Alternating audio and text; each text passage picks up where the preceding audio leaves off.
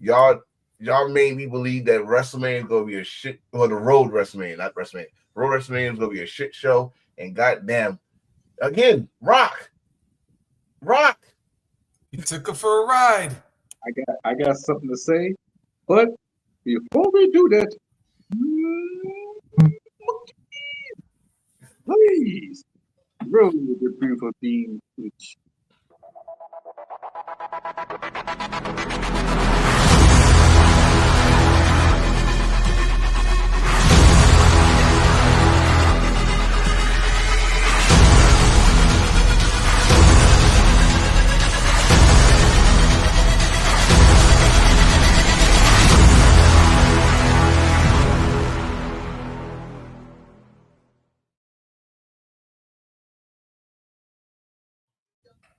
welcome to Embrace the Thirst, episode 112.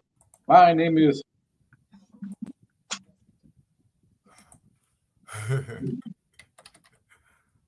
He dropped the I flag. got that one. I got that one. It's a lot of flags dropping. And he walked away. Yeah, of course. I told y'all gonna do it this episode. The last episode, he brought out his Supreme and also his what you call it? What was it? The Carolina title. It is the Carolina Championship. Yes. So my baby make his first appearance in the year 2025. I am the 420 Stoner champion, Mr. Attention Getter, Enforcer, and in my background, see y'all got titles. I'm bringing backgrounds. That right there, is a conversation starter. Yes, Lord. Let's get to it. Wait, did you see Yes Boy like Pretty Deadly? That sounds Yes, like boy. So now let's see. Yo, it's your boy John Reese, aka the Rocker of Thugonomics. Listen here. Yeah, we got what we wanted after 21 years. Now, no, I ain't gonna say that. Yeah, this past 21. Yep. Right? No, this 22 now. 22. 22 years. Now, to complete the transformation, let's change that fucking music and let's get some new gear. Like you said, you're going to do it 2012. You said 2012, they're going to turn you here. You're going to get all this new shit. Let's see how it's going to go. And please do something with that ball fucking spot. Damn it. Okay, I'm very. We're going to go all over the place with this shit. Mm-hmm. But since let's talk about the John Cena thing. You going to start with John Cena? I'm a big fan of John Cena. I like it. But I felt like that should have been a WrestleMania moment. To me, and we did talk about this last week. Yeah. I love the moment. I love the expression. I love the reaction of everybody. I love it. Everybody loves it. But with that big moment like that, I feel like it should take place at the biggest stage. It should take place at WrestleMania. But it's WWE. They don't like to wait. They like to pull the trigger early, in which it may backfire. But in this scenario, it's working. Yep. One, you just make Cody as a new Sonata of WWE. Two, damn. But you're right though. But still, I wouldn't go that far because we look at New Japan differently, especially when it comes to this champion. I would say, is his title run mid-average? Hell yeah. By far, after someone been champion for 4 fucking years, you can't compare that to that shit. So yeah, it's gonna be 4 or 5 years. But this, you wanted this moment at WrestleMania. I think this is just the cream. We didn't get to the cherry on top of this Sunday. The cherry on top of this Sunday is at WrestleMania. Yeah. You know what I'm saying? We gonna get there. We had to get to a point where we had to get people talking WrestleMania. Now, this is my notch on Triple H booking so far when it comes to WrestleMania, that they gotta wait till the month before WrestleMania to get shit start cooking. But it always happened like that. Like we said last year, it took a press conference and the Sonic Greens getting smacked down Cody to get our interest for WrestleMania. This year, we get something we've been begging for over 20 years, and you with the Houston shove, the Houston smack, and my chocolate Amazon baby coming back looking so scrumptious and beating the shit out of someone, and then my my grand uncle or cousin or Randy Orton coming back about to break. It's enough that got me like, okay, let's enjoy this ride. I just know something. Cody's got back-to-back slaps. Last year, he got slapped by The Rock. This year, he got slapped by Travis Scott. Damn. He got kicked in the nuts first. Yeah. But he got kicked in the nuts. And that's so I'm glad you brought that up. Yeah, I'm glad you brought that up because if y'all watched that moment back, it was actually Cena who initiated are we gonna do this? And I had to like pause this like 3 times in like slow-mo because you watch Cena's face actually changes before Rock even nods or gives him the little. Bro, he looked at Rock, which I love the camera work on this. Yeah. Whoever's the new producer, director, I hope you made a lot of people forget about Bucktooth Dunn. Yes. Yes, that's the vibe I got, and I'm so glad you put that picture in the damn group or whoever else put on the group. I think John too. I was so happy because that's the vibe I got.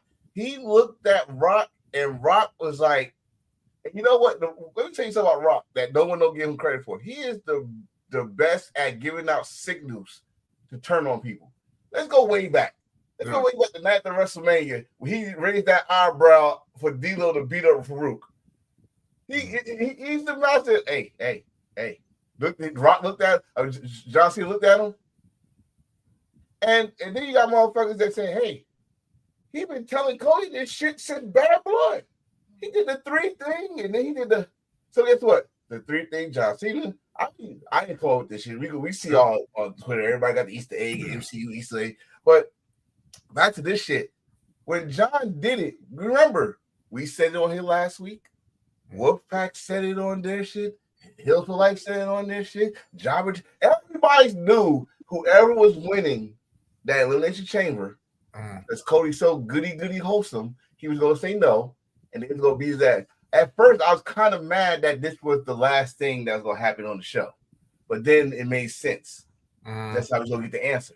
We're not gonna get the answer in the middle of the show, and then we're gonna find out the person who's gonna win the Elimination Chamber. We had to wait till after the Elimination Chamber. Yep.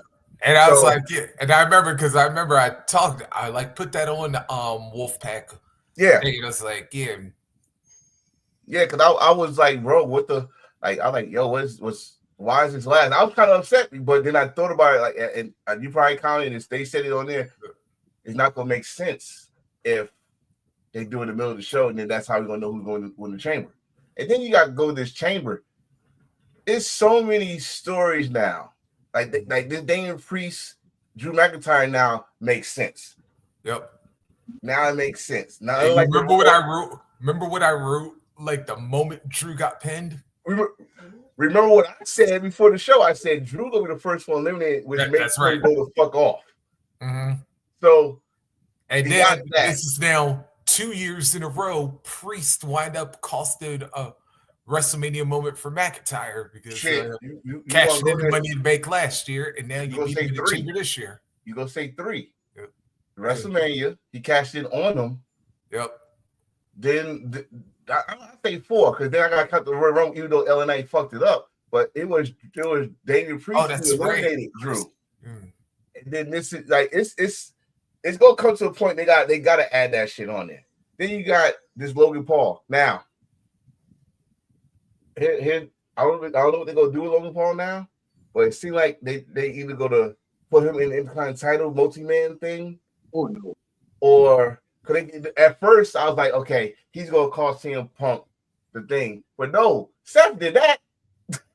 Seth said it, and I should have paid attention to the little interview on SmackDown. He said, "As long as I live, you're not gonna main event WrestleMania." And then you see him right there after he stopped him. He closed the gate. He said, "Die!" He's like, "Oh, good Lord, man." And not to mention, and the scene is yelling, "I'm sorry." Oh my God, he was pissing me off at first. Like, all right, there's no fucking hugging in Elimination Chamber. It was all hugging, and then they go, like, stop the hugging, pop the face. But That's a fan. I watched it like a fan. I did not watch it like their content creator. I did not watch it like a journalist. I did not watch it like I'm someone in the business. I watched it as a fan. I was invested in Elimination Chamber last night. It was good. Now, if I want, like I said, I rated 8.5 last night. I'm gonna keep it at that because you already know what I did not like in that show. There's only one thing I did not like in that show. I would give it 9.5 because even though we didn't see the tag team title being defended, the Intercontinental Championship being defended, the U.S. title is middle of the tournament, but like the more brothers out of the way. Mm-hmm. The Women's World title should have been defended now on Raw, and of course Tiffany and Stratton is in a tag team match. If he's not giving 9.5 because it rated WrestleMania moment, but overall it was a great show. It was fast paced, and both. I feel like the men elimination chamber match as a whole, including the ending, and of course the Rock and Travis Scott slapping shit out of Cody, it felt more stronger than a women elimination chamber story. I was gonna say that's where I probably will disagree with you. I'll give the women a little edge of story. Yeah, I'll get to that one in a minute. Yeah, I give the women a little edge. I'm not saying it's better, but I say at least equal to the men because both chambers added layers for WrestleMania. Yeah. The comeback of Jade coming in and revealing that Naomi was involved. It still leaves a cloud in the sky that did Bianca know about it? Because the way she was acting, or was she like confused, like she said she is? And keep on leaving us guessing for we must see what's next for that, right? Naomi did look back. She looked yeah. That's what I'm saying. She looked back at it like, you in the pot already. She got to whip my ass. Like, like what to do. And you can tell, like, you better take this bullet. You better take this bullet. And Liv Morgan. Derek said Liv Morgan was MVP. Liv Morgan, I say on here, I think everybody could agree here. Liv Morgan had one hell of a fucking year. Yep. From the night after WrestleMania all the way to now, she had one hell of a year. And yeah, I gotta say her, and shout out to Roxanne Perez for doing her thing. Now that story between her and Belly gonna evolve into Stand Deliver. Who else is in this damn match? Naomi got the fuck out of there. Alexa Bliss. Alexa Bliss looked like she's gonna go at those tag team titles with Nikki Cross. Remember, they also 2-time tag team champions. Yep. Liv Morgan eliminated her, so that could be a match for night 1 or night 2, how they're gonna do it, don't matter. But again, like both Elimination Chamber matches add layers to stories that can go on to WrestleMania. And luckily, WrestleMania is 2 nights because the way they do these pay-per-view or PLE formats is only 5 matches. Yeah, that's going to 4 matches, but you know what I mean. Yeah, but the way they're extending it, well, for Mania, they're going to wind up extending that one. But I think I gotta say this as far as the. First I'm going to take the men's chamber.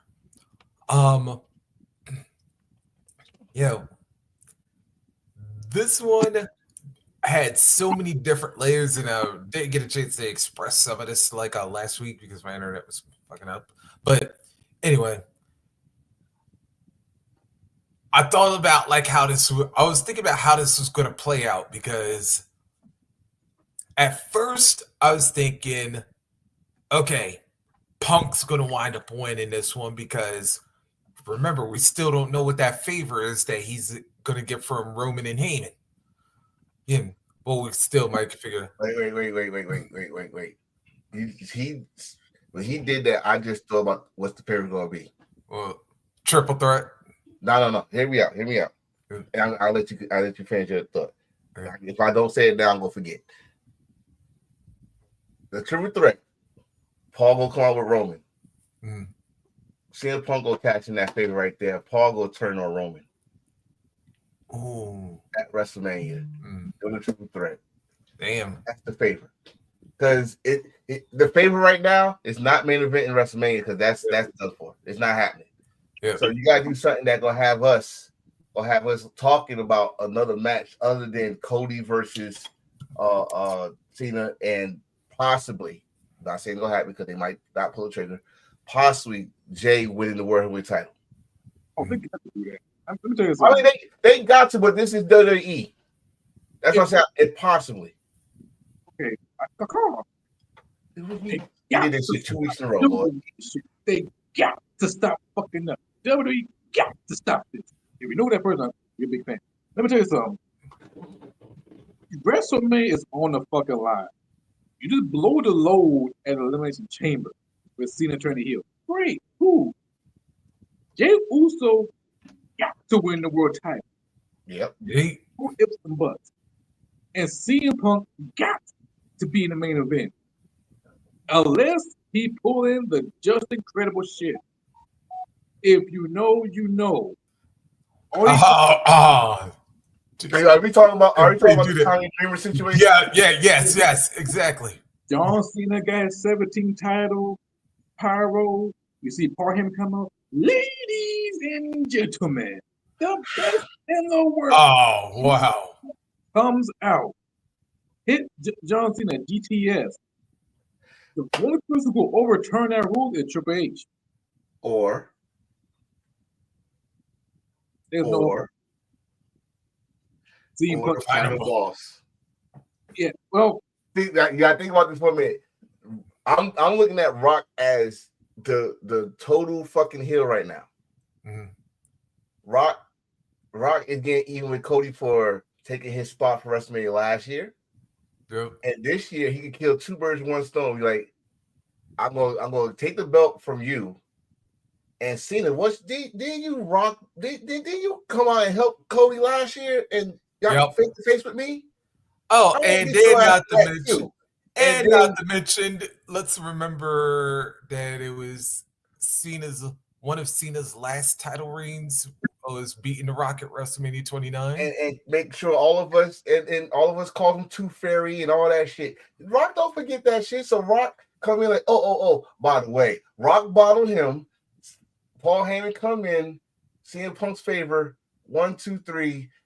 I can see that. It's so. See, this is fans fair. Okay, we're not saying it's written down somewhere. We're not saying Dave. I know some of your people watch Dave. Listen to Dave. Dave also did not say this shit. We are fantasy booking here. Okay, we got to make a disclaimer somewhere. And that would be interesting in its own right, considering that it was Rock that ended Punk's 434-day reign as WWE champion. All the same year. Yep. Remember, Rock beat him at Royal Rumble. John Cena beat him at WrestleMania. I mean, it's a good scenario, but we got to remember also we're gonna try to put some realism in this shit. Rock and CM Punk are closer friends than Rock is to John Cena. Mm-hmm. Yeah, this motherfucker called him in the middle of the ring because the fans was cheering for him, and he knew that Vince and them couldn't do nothing to him. That's how big Rock is. So I mean, we got scenarios. Got scenarios. That's good that we got scenarios because, like I said before, the Elimination Chamber, I was kind of feeling depleted about WrestleMania. Not just because the storyline, because those ticket sales and all that shit. But now, it's starting off. So I want to see Raw. I'm going to watch Raw anyway, but I need to watch Raw now. Yep. I need to watch Raw. I need to watch SmackDown. Hell, I need to watch NXT because of what's going on with this damn Moose and shit. Wrestling is must see right now. Yeah. All across the board. Whatever the freaking wrestling you want to watch, it's always around this season. WrestleMania season, March Madness, all that shit. We getting fucking New Japan Cup. We getting goddamn like I said, WrestleMania season. It kicks off next week, actually, or later this week, I should say. But finish up the point though. But to finish up the point. But you know what else? Yeah. Please don't forget. Yeah. All right. Then the next thing I thought was Cena because I was like, Hell kept mentioning the WrestleMania 17 day, and like Cena said them infamous words, I've got to go for 17. This is the first time I'm going to be like, you know what? I'm going to the chamber. I'm going to win it because it's what's best for business. And we all know what happens when you usually say that phrase. Wait. What Hill, did I say this last week? What reminds you of that? 17, the number 17, WrestleMania 17. Yep. Stone Cold saying, "I just don't want to. I need to." Yep. John with that press conference. What's best for business? Everybody know when you say what's best for business, that's the most heelish shit you can say in WWE. Mm-hmm. We become like the pro wrestling version of Jaguar White because everything is pretty much connected right now. Yep. 17 championship, 17 reboot, and you keeping the hand with a man who pretty much your biggest feud is like a reboot. To be honest, I swear. Yep. And I'm starting to think about that.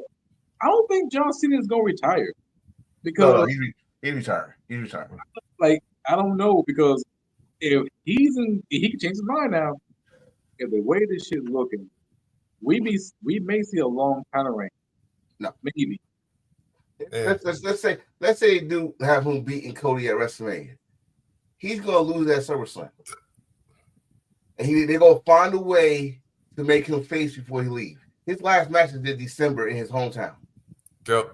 He's not trying to be champion for long. He's just trying to be champion for the record books. So hell, he could be champion at WrestleMania and lose it the next night. He don't give a fuck. It's 17. It's in the books. Mm-hmm. I mean, this is what record. This is not trying to be the longest reigning champion because one, he's not gonna get that. Yeah, he's not gonna get that. No, not even close. But to be champion and guy in the record books as number 17, I believe him in that press conference when he said, "I want number 17 so I can come back and shake the hand of who wins 18." I believe that. That part I do believe. So he wants that. And WWE does that, perfect. That's truly what's best for business. And what's best for business is not giving him a long title run. Hell, like I said, he can lose that shit the very next pay-per-view. I don't give a shit. Yeah. It's in the books. But you know where I'll tell you, there was one thing that like put a little doubt into my mind though. When Seth cut that promo to Cody last Monday, and then I was like, wait a minute.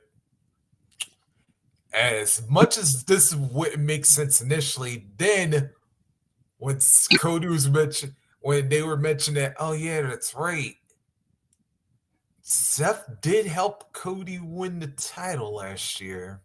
Yeah. And now it's like, but then again, Seth do got a history, as he mentioned, of like turning on people. He got a history of selling his soul too. Yep. He sold his soul to be part of the authority. Yeah. And then of course, and after all that shit, he talked about Rock last year, and it's like, boy. And see, that's the one thing I gotta give Triple H credit for is that he'll bring up the facts, but it also like subtly throw in them Easter eggs that he thought that a lot of us don't find a way to like bring it all together. So it's like now you create a little bit of doubt, and it's like, but then if it does wind up happening, it's like, damn, they actually did tell us this, and we kind of blew past it because we were thinking it was going to be a red herring. This the thing about the Triple H, and I think we also said this. Triple H is still a wrestling fan, and what wrestling fans, especially WWE fans, like to talk about, the storytelling is more important. Well, that's what Triple H is bringing you, storytelling, like bringing up shit from the past. You know, about even though he's no longer an assassin, he's still cerebral.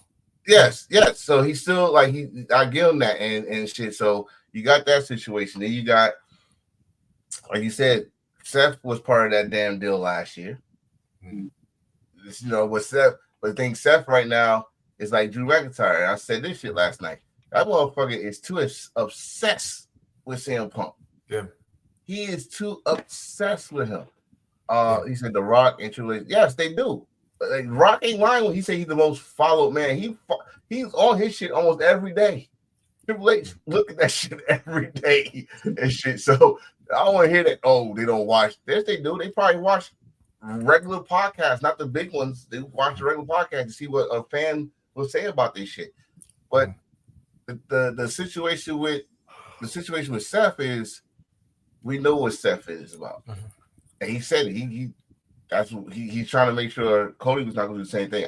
We all knew Cody was not doing. I would have loved it if Cody would have done it. I would have loved to see Cody dye his hair back to black and he looked like he came back from Brody Lee's ass whooping. I would love to see that Cody. I would love to see the Homelander Cody if it ever happens. But we waited 22 years to have a heel John Cena.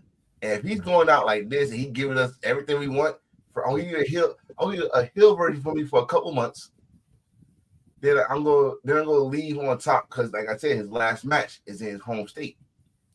So we just need that spinner to come back.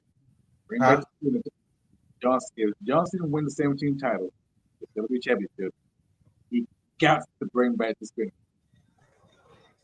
No, he's I will question. I would love a spinner, by the way, if you bring it back. But he'll be too corporate. That's like when Stone Cold went with Vince. Trust me, I was right there. Said, "Oh, the smoke, this guy's coming back," and it never showed up. Mm-hmm. Yeah, it's not. I mean, if they give him a nice custom belt, of course, I know you'll buy it if it's dope. But really, if they give him a nice custom belt, cool. But they're not bringing no spinner belt. That was so 2005, and stuff like that for a whole decade. They're not doing that. Yeah. But also I gotta say this when it comes to the women's chamber though. Oh yes, Jade Cargill. Listen here. Yeah. Listen here. Yeah. If you from any hood in the United States, you seen a black woman beat that ass like Jade did. The only thing she didn't do was snatch that damn fucking lace front she had on. That's all she didn't do. Yeah. But she didn't need to. And I'm gonna say one more. I'm gonna say one more boundary. That was the best pump kick she ever did. Yep. The best one. It looked more violent. It looked more anger. And then the bitch didn't fuck up the spot that I was so terrified she was gonna fuck it up. But she didn't. The sliding door spot. Yep. I was like, yo. But besides that. Bianca, I'm still gonna stay on toes. I know a lot of people still feel the same way I'm about to say.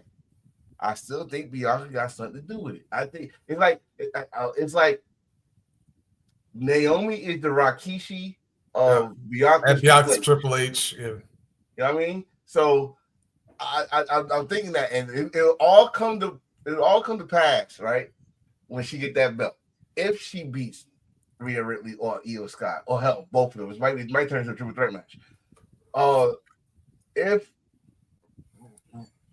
she beats them at WrestleMania, I'll be surprised if they show the footage, like fucking GTV footage of Bianca telling her this is how the plan go. I'm gonna be in the ring, but you go out.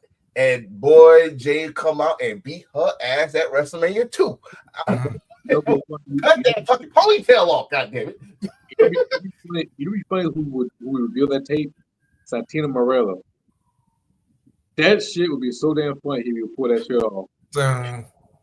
He got to botch their name first. He got botch their name Bianca Belair. He got botch. I don't know what he'll call Jade Cardell, or he might call Cardell. He got to fuck up their name first. He's the only man in wrestling that can botch somebody's name and be art with it. The Hard Boys. The Hard Boys. Come on. John Cena. We were saying that shit all night last night. John Cena. Come on. And actually, it's the funny thing. And the funny thing is, like, that's actually the one name Santino actually says right. If you could. Yeah, because Cena's actually admitted that when Santino says Chachena, that is the actual pronunciation of his legitimate name. Oh no! Don't take that away from me. Don't you take that up. Don't take that. No. And I was like, wait a minute, because I do know for a fact Cena's a partial Italian, so I was like, wait a minute. Let me ask. I asked a lot of my friends, like, how would you say Cena's name? And it's like, even though you can say Cena is like the actual would be Chena. I said, so you mean to tell me Santino's actually been saying this right the whole damn time? And it wasn't a botch. I said, I'll be damned. But anyway, That's like. But anyway, I also got to say this. Speaking of ass weapons, speaking of weapons, Liv, did you not learn from Sasha, from Becky, and from everybody else? You do not mess with Bianca Belair and Super Heat. Because you know what's beautiful about that though? We in the first day the first day after Black History Month, someone got whipped. That part. But we did see Liv Morgan Coochie. We saw that. No. Let me tell y'all right now, you didn't. You saw a brown underwear. You didn't see it. She has brown underwear under there. I'm sorry to tell y'all this. They zoomed in the red. They threw the red challenge flag. We zoomed in the footage shows. She has underwear. I'm sorry to burst y'all bubble, you little horn dogs. They didn't show nothing. Nothing at all. Stop it. What are you calling a horn dog? I'm like the Black Master Roshi. And in 33 minutes and 35 seconds, you bring your black ass back here. Wait, actually, I should have thought about doing that, and then I was going the whole Cena thing. But anyway. Oh my goodness! But I mean, the ladies did their thing. It was a good way to start the show. Liv Morgan definitely was the MVP. Yeah, without a question. And I had to say this though. I did have one disappointment about the women's chamber. What? That somehow Raquel didn't find a way. That especially after Naomi got taken out, that Raquel didn't find a way to sneak in a la like a Shawn Michaels when he calls the Undertaker. And if that was the old chamber, it was the old chamber. Yeah. Oh yeah, especially them damn Mets. Right. I mean, it's. I mean, like when Jay got there, I thought Jay would have took Naomi's place, and then wait for Bianca to get out there so she beat her ass. But they know what they're doing. Let's say that they know what they're doing on this situation. They going, and we don't know. As in my eyes, Jada she's still green, probably greener than this D on my DX shirt. But we'll find out. We'll find out if she improved because she was at the Performance Center. They said she improved a little bit. That's good. That's very good. We'll see. I don't want to talk about the match. I don't want to talk about, but I am going to skip on a match that we all knew was going to be fucking fire. Yep. Because the history. But I am got a little disappointed with that damn match. Where was the blood? I know y'all saying Cody. Fuck Cody. This was a heated rivalry. Where was the blood? I had to say this right, especially once Sammy brought out the a Cactus Sammy done brought out what that call? Oh, you saw it. What did that call yesterday? Come on, Sammy.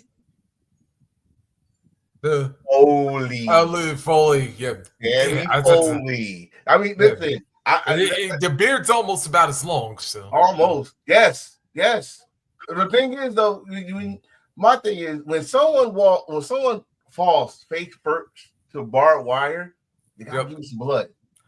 Oh yeah, because you know what? That also reminded me because I said, remember when Raven did that to Scotty Riggs and he made him, and that's why Riggs joined the flock. I was like. I was waiting for something similar to happen the moment he did that. Best Factors actually dropped told with that. Yeah, it's almost the same thing. Like we had the Blue Thunder Bomb on that was a good spot. Yeah. Sammy doing the somersault flip on the two tables, that was a good spot. They went all the way in the back of the stadium just to break two tables, come all the way back, and it had the world's biggest hockey stick. Yeah. Oh God, it was an enjoyable match. I didn't put shit on the match. I'm just like, if this is real hated, they did worse to each other. This is an unsanctioned match too. Unsanctioned. Give me some blood. Yeah. So I don't want to get Cody the only one that gets to bleed. Fuck that. Yeah. And Liv Morgan by accident that's a whole other story. And by the way, also like I comedically mentioned, I was like, damn, I saw more black in that match than I did during WWE Black History segment among Black History Month segments. Hey man, Hey, I know. Listen, I know y'all still listen. I put a fucking a memory of a status. I'm gonna say it. I'm gonna share it with y'all right now. Okay, reports has come in that you can still celebrate Black History after February. Hey, we usually do, but I know we was mad at WWE. They did not acknowledge, but you know what? You Black after February, right? Yeah. So I am mad that we had a brother get whipped on TV on the first week of the fucking goddamn February. We had our sisters lose their tag team titles. Also, the same brother that got whipped lost his match. The brother that got his jaw broke lost his match. Sorry, I'm gonna say it once. I'm gonna say it again. I'm not Black. I'm a heel, Carl Michael. I had something to say after that, but I'm glad the other guy did. I'm glad. I'm glad the other guy didn't come out. Boy, that'd been a whole other story. y'all know TJ. You don't need Mr. Yeah. Anyways, I was in my hat. Yeah, but I tell you what did make up for the lack of blood, though. Them voices. Came back, and unfortunately for KO, they was screaming 3 letters: RKO. And matter of fact, he took the RKO. Yep, but we wanted that punt. When he threw that, I thought he was gonna hit with the chair, right? But when he threw the chair, like, hold up, the camera angle showing the corner. If he rolls back to that corner, he about to punt him. These motherfuckers, and I'm gonna say it again. Why the brother got the first fucking RKO, and then why the man bun didn't get it first? The man bun goes. So, Enforcer, what did I answer with that? He gonna think Randy Orton want to shake his hand. And he RKO 3 people. Like, you don't get RKO 2. You just get a double one for that one. Enforcer, it was just like I said. It's March now, so of course the brothers is going to get it first. But this ain't no scary movie. Fuck that shit. Hit the man with the man bun. That's what he should have got. True. God damn it. But yeah, the whole show was awesome. We forgot the tag team match. It was I don't want to talk about the tag team match. That was a waste of time. I wish I could have went to the bathroom. Yeah, especially like for once, believe it or not, it was Candace botching and not Nia. I will say that match was entertaining. We see some ass. Like I was saying, it gave me 1997 No Way Out. Or 97 or 98. 98 No Way Out vibe. Yeah. Like a tag team match and a pay-per-view to build something. But the only person we did not see is Charlotte Flair. So it made me not care about that women's title match. It made me care for the world. Well, it does make me care about the World Women's Championship now. But I like the tag team match. Trish Stratus, she still can get it. Also, I see the title. So it was a good tag match, and who knows? We may see Trish Stratus being more, storyline down the road. You gotta be at least the 20, the one of the 15% people that like that match. It was a waste of time to me. They only did it because one, this is the 25th anniversary, and it's in her home state. That build to the match was sorry. The match was sorry. I'm sorry, but I didn't like it. Like I said, if I could have and reached my bathroom, which I kind of can, but I didn't leave because the camera was on me. But I did not like that match. Now I probably would have liked it afterwards if Charlotte would have came out and did something to Tiffany to add some heat to the match for WrestleMania. Maybe, but that didn't happen. Yeah, I would tell you this right now. If Charlotte would have came out during that time, she would have gotten booed worse than our national anthem up there. And speaking of that, Canada, you should be ashamed of yourself. But at the same time, I understand. Yeah. Oh man, that was like that was like 1997-ish with the Attitude Era and all that stuff. And then not to mention playing off the Four Nations face off too. But like I said, I understand. I understand. Well, they had Drake on in the crowd. As a vet, not cool. But I understand. Yeah, Matt said, actually, you know what? Actually, Nancy kind of brought that up. I was kind of, with all due respect to Travis Scott, you know what? The Rock really wanted to do something petty. You know who he should have came out with? Kendrick. Yep. Oh, because you showing up in Drake's hometown with Kendrick Lamar. And Drake is sitting in the front fucking row. Mm-hmm. And Kendrick gave Cody Roy a smack.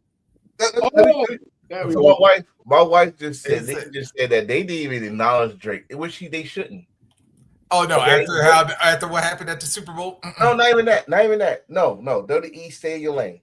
Stay in your lane. You don't need that. You don't need that Kendrick Lamar fucking Drake situation in y'all business. Y'all got enough problems with other wrestling organizations busting y'all ass already. You don't need that shit. Let that shit go. Super Bowl did their thing. Drake a little pissed off. Now, if Drake comes to WrestleMania, we might have something. World title. If Drake performed that goddamn song at WrestleMania, Jey Uso, we already know but Jey Uso better win the fucking title. Yeah, he better win the title, but I don't want Drake to perform with Jey Uso. We saw what happened when Uzi, that's his name, Lil Uzi, Lil whatever name, performed with the Usos. Then the next week, Lil Wayne couldn't even do his fucking half of his verse. Jey Uso coming out. So no, Jay, all you need is your theme song. Jay, all you need is your theme song, and make sure you're the last one. Make sure it's dark outside so we can have all the lights. Because if he's the opening match, his entrance will suck. His entrance will suck if he's the first one. You gotta make sure it's dark outside. Yeah, well, that's right. Because Vegas. Yeah, but he gotta make sure it's dark outside. So if that's why WrestleMania starts 7:00 here, it's 4:00. That's why I know. That's why I say they in Vegas. So it's like, you're right. They are. Yeah, so he got to perform. His match got to be either, if it's not the main event, at least be the semi-main event because he got to be dark. So that shit gonna be fire. Can you imagine him walking down the people at WrestleMania? That's a long ass walk. It's a long ass walk, but it's gonna make. Listen, this is the age of YouTube and social media. You know how many views you gonna get? Think of how it was when he was in Paris. Oh yeah, dude. Imagine that kind of interest at WrestleMania. Nah, he better not do it. Y'all better not schedule him during the day. If y'all see sunlight, y'all better rearrange those fucking matches. You get nighttime. Fuck that. Yeah, speaking of views, John Cena. It was like, as of right now. Hold on, let me give you all the exact number because, like I said, this thing, I said it was going to probably hit like 3 million or something, like within the first 24 hours. Yeah, it didn't even take that long. This let me tell you something. This man right here named as of right now, 19 hours, 3,264,594 views of John Cena's heel turn from last night. This man over here asked a great question. If you're watching, I want to know what's your answer, Reese. I don't know if you answered. I want to know what your answer, and I'm going to answer mine right now. He said, "Which press conference?" And you got your wrestling fan know what we want that. Which press conference was straight to the point better? Bad Luck Fale with just one word, fuck them, or John Cena. Drop the mic and walk away. Which one? Come on, have fun with it. I didn't see the Fale clip, but I was like, I saw the Cena one, and I was like, yo, that was as cold-blooded as I've seen John Cena respond anyway, and it was like, I am here for it. Will said Cena.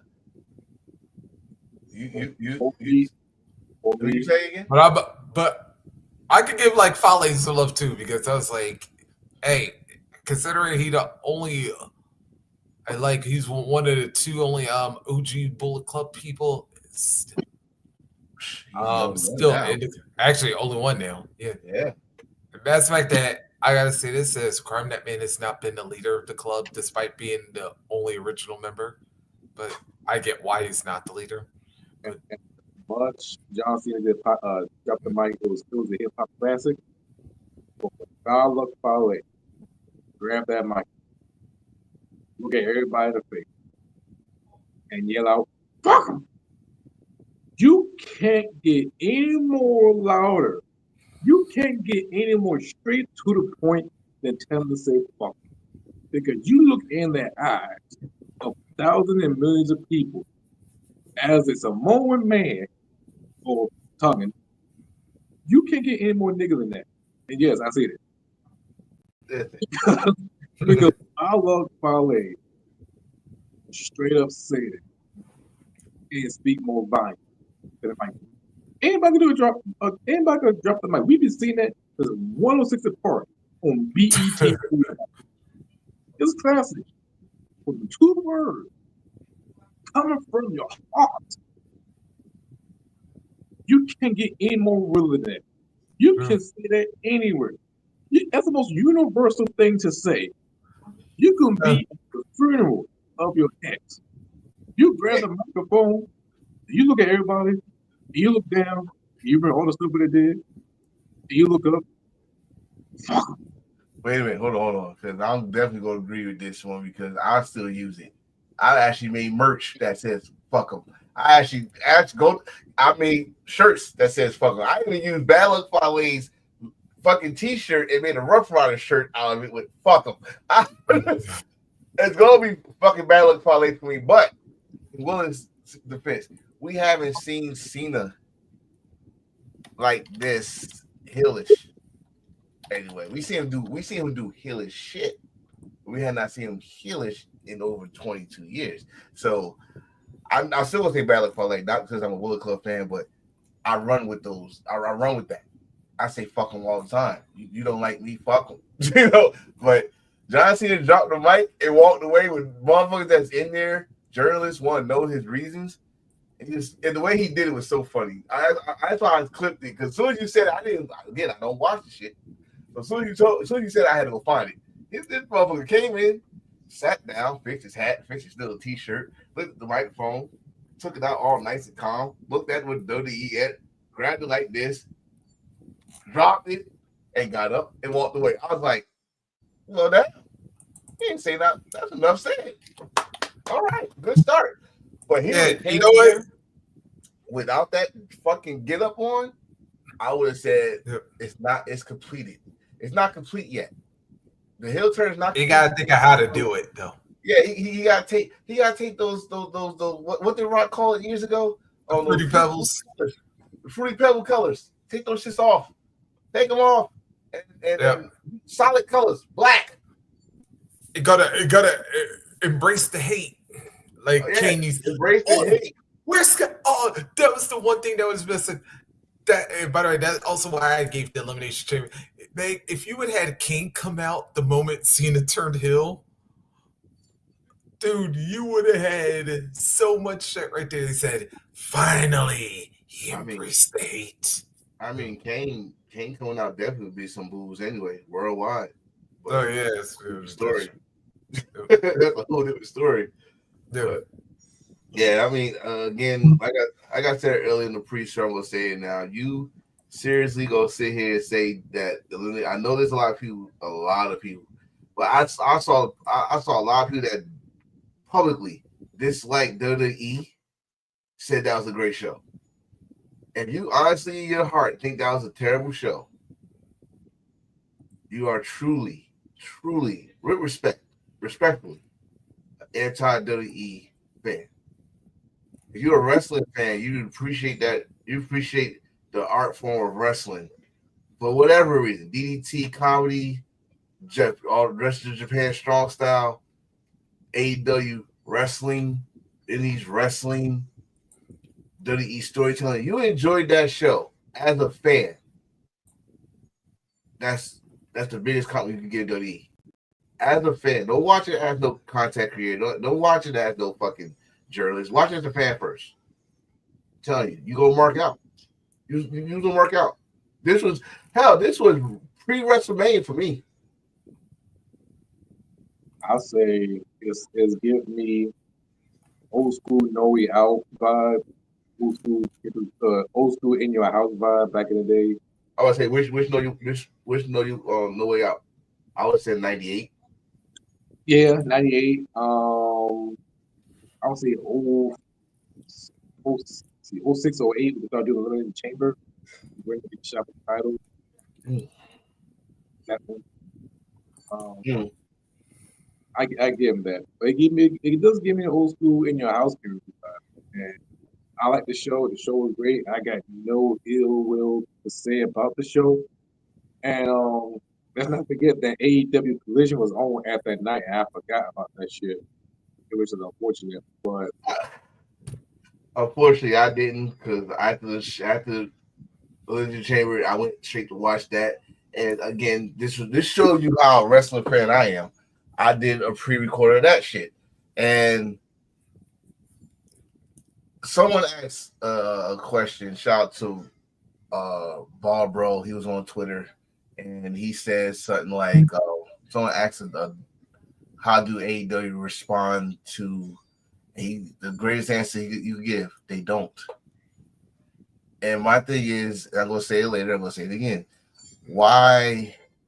I mean, WWE does that shit, but everybody else don't have to do what WWE does.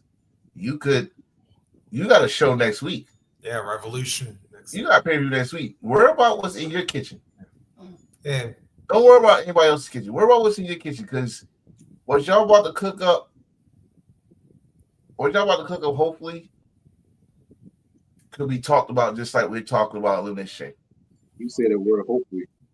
I gotta say the word hopefully. Just like I say the word hopefully for WWE. Yeah. Like, I hope WrestleMania could live up. This road to WrestleMania is gonna be talked about now. But I hope WrestleMania can live up to the road to WrestleMania. We always gotta say hopefully with wrestling, because if you go in with high spirits, like, oh, this card is untouchable, this card is, and then turn out flat, you mad as shit. You know. I can't. We all came from a black family. Oh Lord. We use the word "they better be." No, better be good. I can't say that. I can't say that because then I definitely listen. I like that my dad kids in their report card. I better see an A. Yeah. You know, AEW. Okay, listen. But AEW right now is they in a different light than what they was probably 5 years ago. Not even 5 years ago. A different light than last year. Like last year, they was on fire. To me, Swerve was champion. Daniel Bryan finally won the chip, retired, and started a whole new thing. MJF and them finally, you know, can I say last year or the year before last? Whatever. Yeah. Right. So it's a whole different. It's a whole different thing now. But now they're going to smaller venues, which I had no problem with. As if you watch this for over 112 episodes, I had no problem with smaller venues. It brings more energy to the fan base, more atmosphere. But it's something's off. Something's off. I don't know. Some people's like, oh, it's the little mental mistakes, all this stuff. Something's off.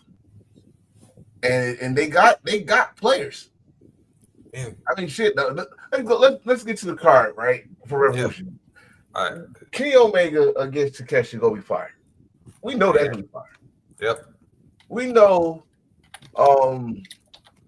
Ospreay and Fletcher in the cage. Ospreay and Fletcher in a steel cage. It's gonna be fired. We know that. Do we know Adam Copeland and John Moxley gonna be fired? And you gotta be honest with yourself in this. Unless it's a fucking no disqualification match. Yeah. I don't know. If it was a no disqualification match, hell yeah, it's gonna be fine. Let's see. I wish I could say that, but Christian Cage still got that casino chip. And he had a contract. And there go my hope. And there go my hope right there. You just put my hope into if Adam wins, if he do the same thing he did the last time he won the title, the first time when he won the TNT title, and Christian cashed in. Right. So except this time he had to get like Luchasaurus to give him that damn contract. Oh no, he got Nick Wayne and Kip to beat the shit out of them and come out slowly with the turtleneck. Yeah. By the way, because actually Christian did win that contract on his own this time, but it's I don't think they got a year. I don't think they got a year on that. That doesn't expire at any point. Yeah, he can hold that as long as he wants to. Yep. So let's see what else. MJF and Hangman. Yeah. MJF and Hangman. That's gonna be fire. Regardless. But here's my shit on. I'm glad they put on 0 Hour. I'm so fucking tired of Mr. Boom. Get the fuck out my business. Yeah. Now. Don't. I'm not speaking for the IWC. I'm not speaking for the fandom. I'm speaking for me. I do not like you. The Boom. Yeah. I don't like you. I don't like your little chubby son. And Costco. I don't like your fucking cookie. I don't like shit. Why is he on my TV, Lord? It's a match. This is what y'all do to Orange Cassidy. This is what you do to Orange Cassidy after he was in part. He pretty much y'all changed his character and made him more serious and all shit. And y'all put him on 0 Hour with the Boom guy. What the fuck? I wish I had something to throw, but I don't. Yeah. That's like also but what's the word Ricochet? Word today. Boom. Oh, that's gonna be fire. That's gonna be fire. See, but I want to tell you what. Here's the part that I'm really even more so than the world title. Nana told him, "You don't get that rope back. I ain't gonna be your manager no more." That's to me. That's the stupidest shit that AEW had done. First, you want Swerve. I don't want Swerve focus on the world title.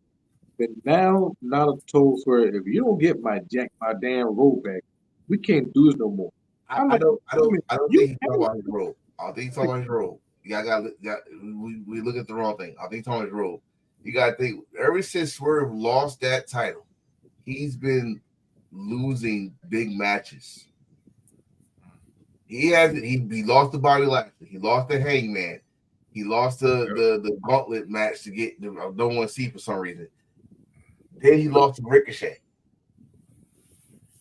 But he said he's focused on getting the title back. He's focused on getting the main event spot. And only he'll get back in that main event spot if he gets the title, no one contender spot.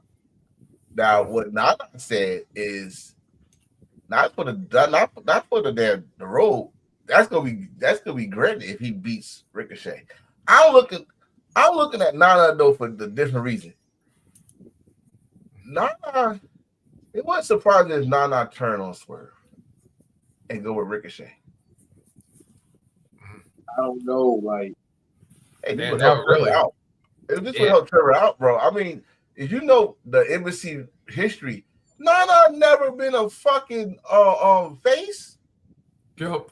Y'all motherfuckers just cheer him because he doing that fucking dance. Y'all not cheering for his managerial fucking contribution to the business. Y'all just cheering for his fucking dance. And him being a hype man with the other day, who's us? And Swerve do the Who House. He did the Who's House in fucking CZW. So what? This and Who's House? Other than that, what y'all like Nana for? Unless you like one of them, unless somebody's a coffee drinker. But I'm just throwing some what ifs there. Let's say, since we do this with WWE all the time, why I can't do this with AEW? I keep that same energy, just like we always do. Why y'all don't see this shit? He could turn on Swerve to go with Trevor. That would be worse than Dallas Maverick trade of Luka. But wait, why? Why would that be worse? Because I'm gonna tell you right now, it might help Ricochet out to get the fuck off the microphone. Yeah, his voice. Okay, so he threatened with the damn scissor and then you turn around and let's be buddy buddies. What type of thank you, Willis. Nana is dirty as hell. Y'all need to know the history of freaking Nana. Oh no. Like I said, if anybody ever saw anything he did with the MC, he's done some of the lowest shit imaginable. And this also would help Swerve out too. Because now we already like Swerve. But now to see Swerve come from from the bottom to go up to the top again, I give him probably, if it's not all in, I give him at least to double or nothing. He's already there. But as story wise, there are fans that worry about story in AEW. He would come fighting from the top, from the bottom to the top, and start with motherfuckers turning on him. Nada. Come on. They already gave us the sign to go turn. He called his best friend. We already know that's a no-no. Right? You don't call nobody your best friend. Yeah. Especially your best friend. Right. So I'm looking at this because Ricochet looking very comfortable with that roll. And you really wanted that roll back, you could have got that roll back. You was face to face with fucking Ricochet right then and there. Yeah, man, I could have threw that coffee you usually always drinking. Right. And thank you, Willis. Everybody fuss about stories, and we giving you stories right now where you got plenty of stories you can use, especially with this Nana situation. I'll keep my eye on Nana. I like Nana.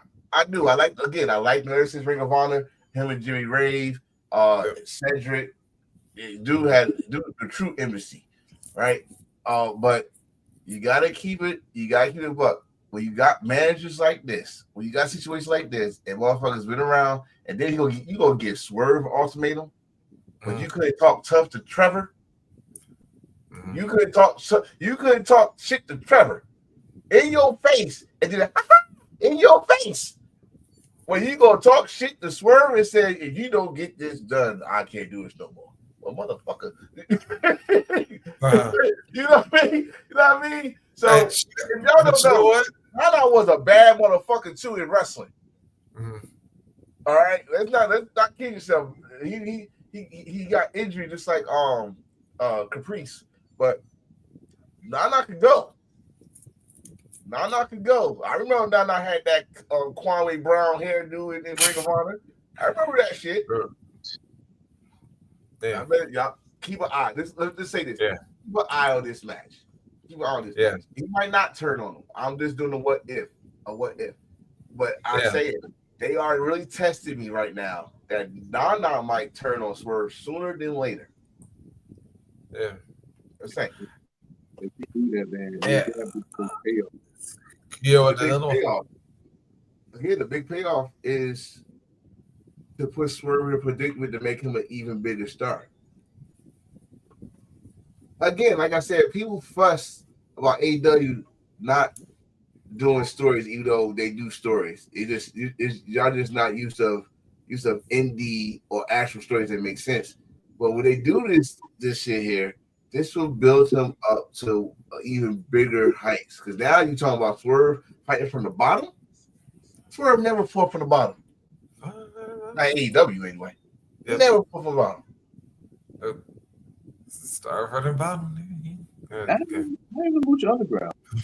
I can't speak for CZW because I was watching some of his matches. But CCW he did for a little bit. But see, that's why I said not AEW. When he came to AEW, he was already a made man in my eyes. It's just that they didn't book him in the position until his dreads was out that fucking casket. MLW, he was champ for a year. My wife just said. CZW, him and Defy. Do I have to speak about Defy? You should already know about Defy. WWE dropped the ball, but he still was in that position. He's got that cruiserweight title for a bit. Right. And now he was in the NXT North American champion. Yeah.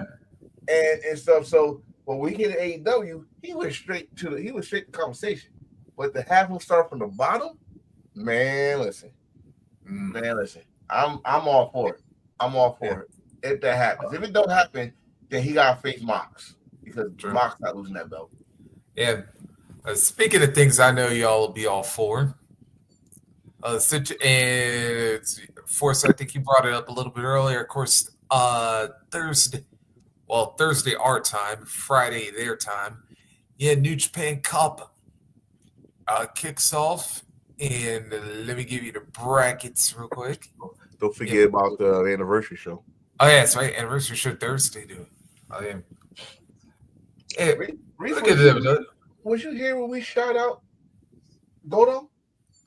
No, I was not here, but I was like, I did catch the match though, and that was, by the way, that was a pretty awesome moment there for Goto to finally become the IWGP champ and celebrating with the kids and whatnot. I'm saying, I don't think I said it when we was talking about it. So Derek, if you watching, this is for you, my brother. Let's enjoy the moment. Yeah. We don't know when it comes to Japanese wrestling. We don't know what kind of champion they're gonna be until the first defense. First defense, yeah. So let's enjoy the moment because he's not gonna have a title defense for a while until King of Pro Wrestling. Oh no, wait. Yeah, King of Pro Wrestling. Ooh. Oh no. He defends it Thursday. He gonna defends it Thursday. It's Ace. Oh. Wait, what? He defends against Ace at the anniversary show. Oh.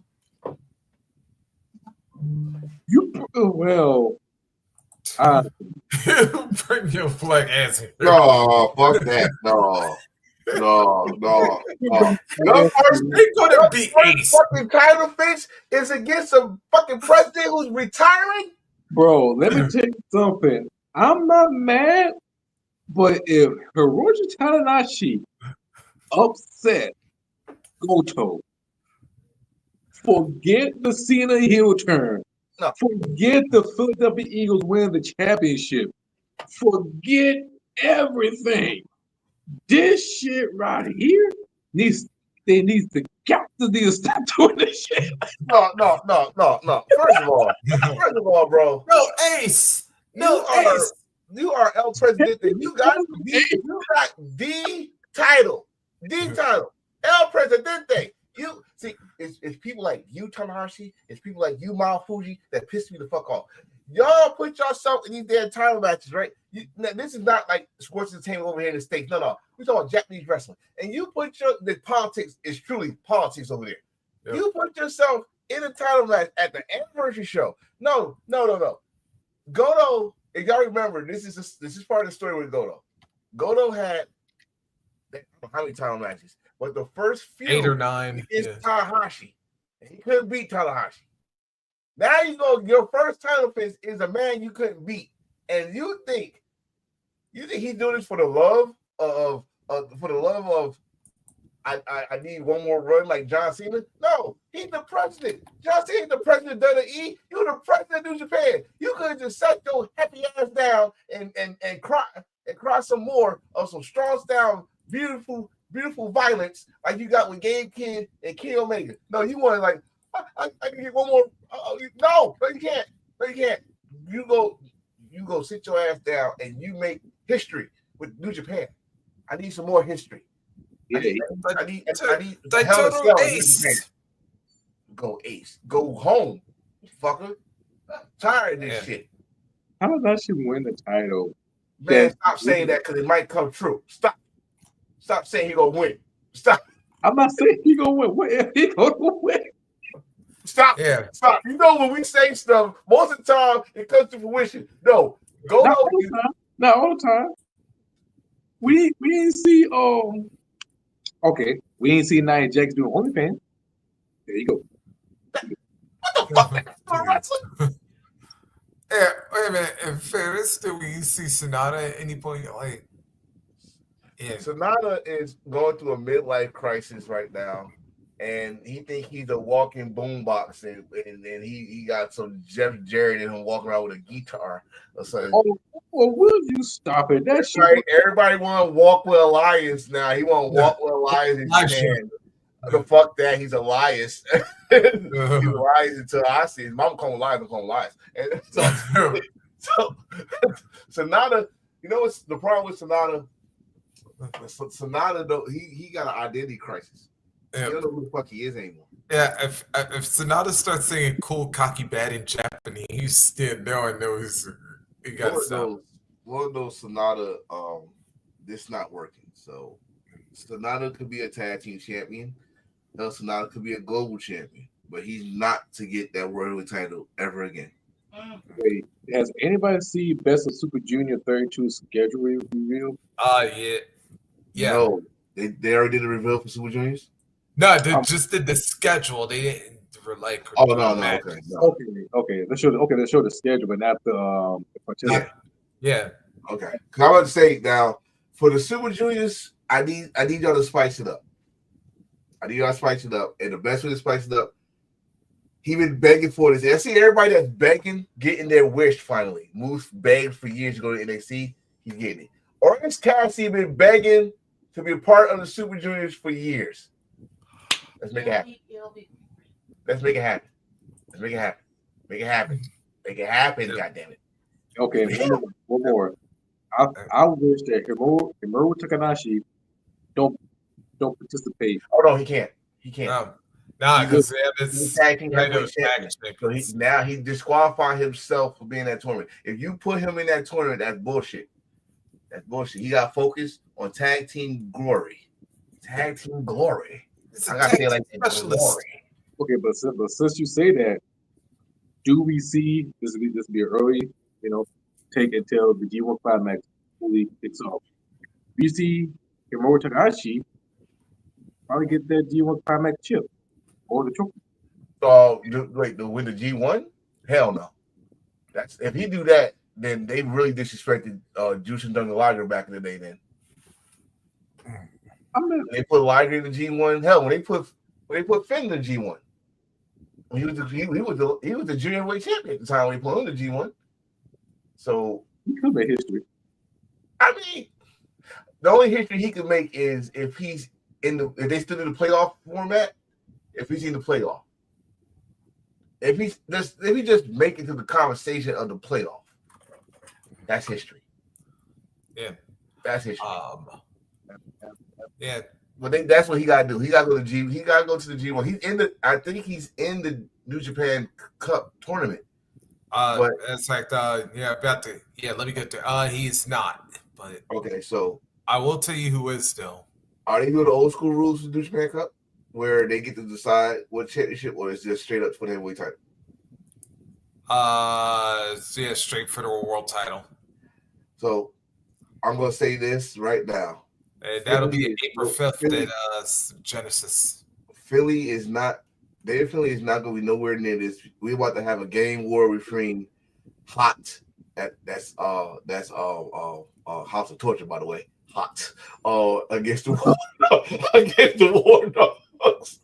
It's about to be a fight in Japan. Yeah.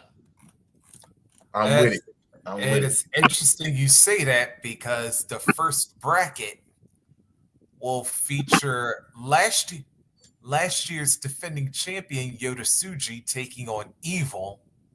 Yep. And the winner of that one will face David Finlay. I got a problem with that. Why is a champion not a buy? He's a champion. Why is he not a buy?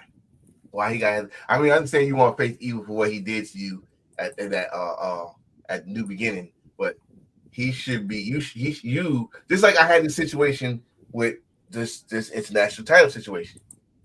I say, why the fuck is Orange Cassidy and Takeshita White fighting? Had the right to fight Kenny. Takeshi's the champion. It should have been Kenny or Orange Cassidy fighting to face Takeshi. But then somebody give me an understanding what's going on, so I leave it alone.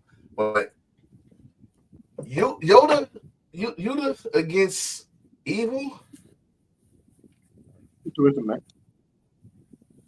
This is where they might have Evil win, so he can earn himself a future title shot, and then next round, him and Finlay start their game war. Because they're not with Bullet Club no more, which we've been talked about for I don't know how long, but they still say they're they're the heart and soul of Bullet Club. House of Torture, that is. Yep. All right, so that's going to be that one. Next match, our next bracket, you're going to have Yuya Uemura versus Sonata, and then the winner of that one will take on Yoshihashi in the next round. Yoshihashi. Yeah.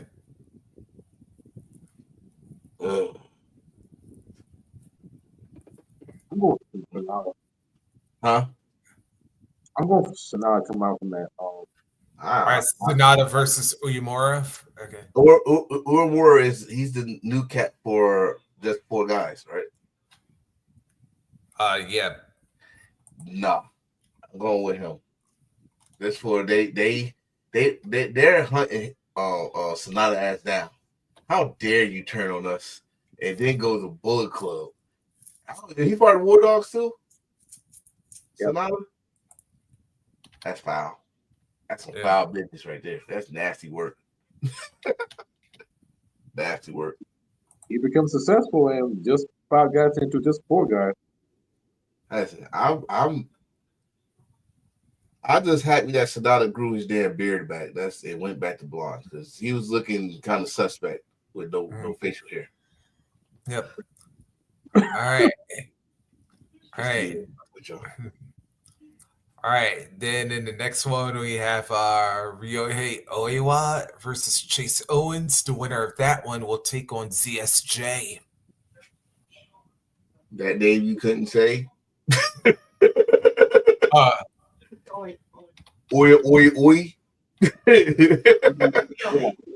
What's his name? Ryohei. Oh, okay. Yeah. Yeah. So we could have TMDK versus TMDK in round 2. Exactly. You will know your place. You will know your place. Chase, no disrespect to Chase, but yeah, everybody passing you now, Chase.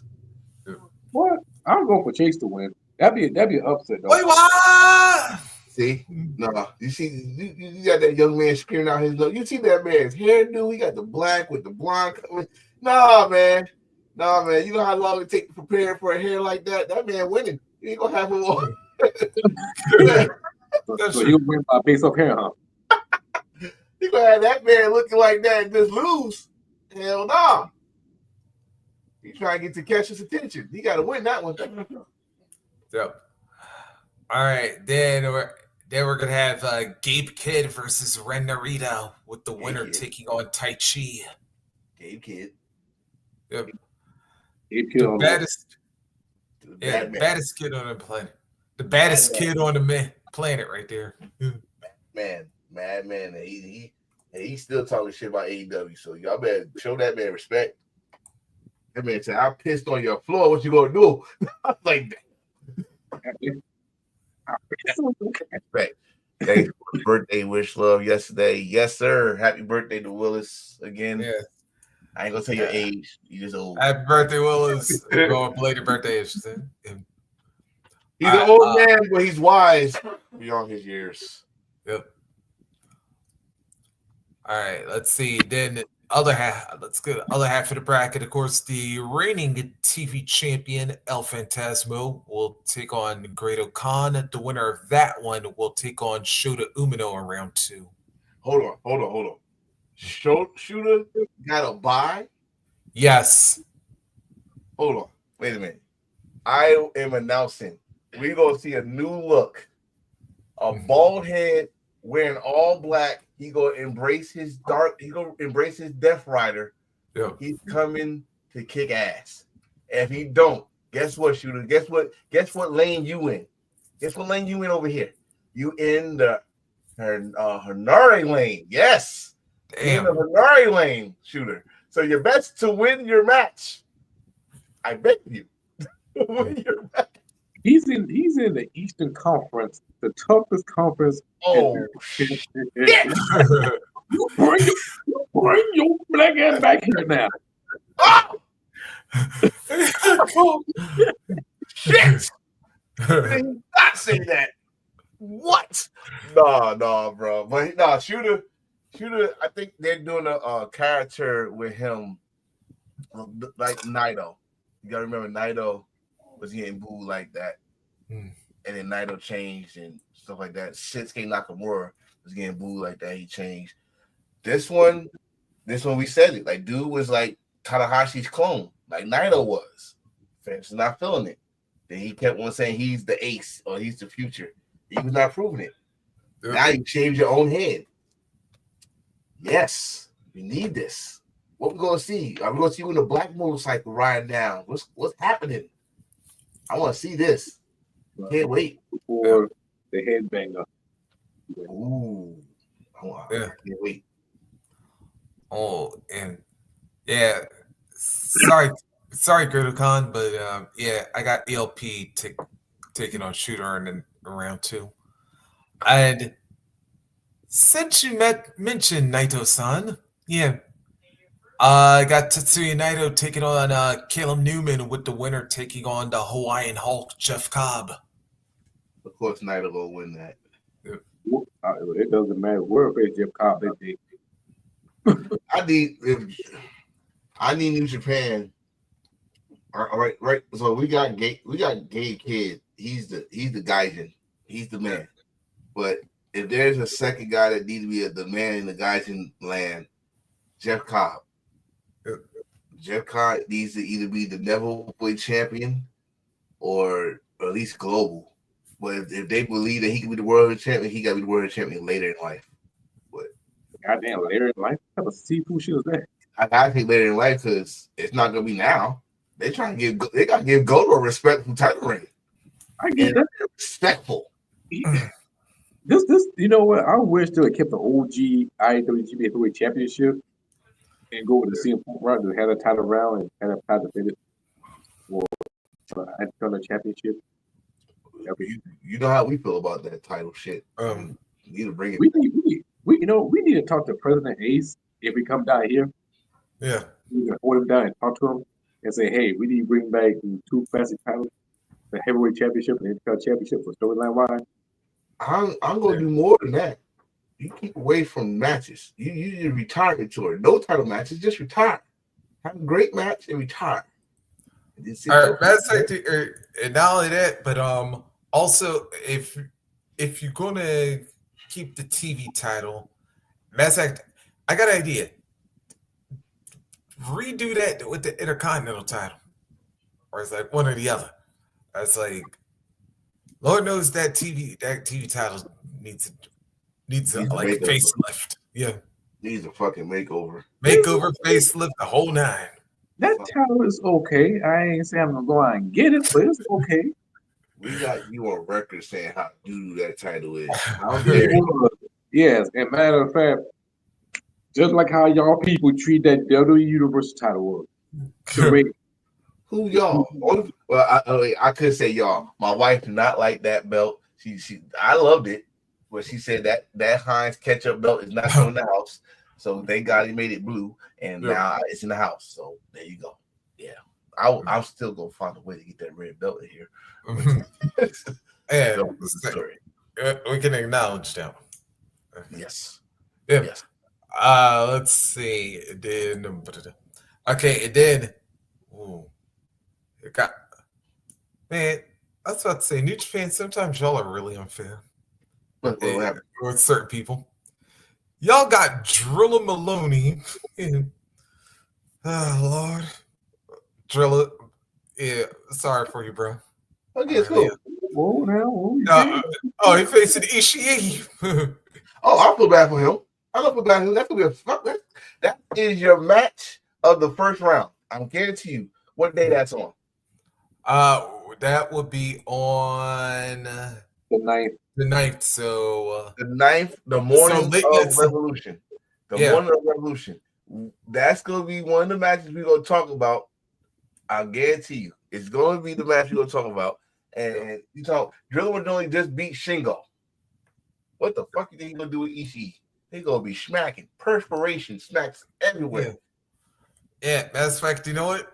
Actually, you know what? Now that you mention it, Drilla might hit him hard enough. Ishii might get a neck again. There you go. That's disrespectful. You disrespect all the short neck community out there. He's gonna be like one of those boxing games. You got uppercut to and then. Like oh yeah, like Mike Tyson punch out. Oh, shit, like Glass Joe. You know what I mean? He's gonna be something like that. Who's the winner? Who they facing? They're gonna face TJP in that. Yeah, Ishihide and Maloney, the winner will face TJP. That's revenge. Yep. Remember, Joe Maloney was part of the United Empire. They never got to get back. Driller is a whole different beast. If Driller faced TJP, I'm sorry for you, man. Driller is that guy. I love Driller. I love War Dogs, Bullet Club, and yeah, but War Dogs are for real. War Dogs remind me of the old Bullet Club. So, yeah. And then final part of the first round, you got Bad Luck Fale taking on Bolton Oleg, and the winner of that one will take on Shingo. That's going to be like the most beefiest match in New Japan history. Oh, Bolton Oleg versus Bad Luck Fale. Yeah, that's going to be Kobe. I'm calling it. Let's call it the beef. Oleg gonna win that. Ooh. They got too much hope. They got too much hope in this guy, man. Look at the high class matches they put him in already. You gonna have him lose to someone that only comes back once every 3 months? Yeah, Why they be back around G1 time? He ain't gonna be there to stay. He's gonna be there back to G1 time or tag league. At least Bad Luck Fale got something to do with him. Yeah, he got a school. School. I give him that. But I'm going with Oleg on this one. So Oleg can face Shingo, and we can have another strong style match. I'm violent. Yeah. At least you admit it. So.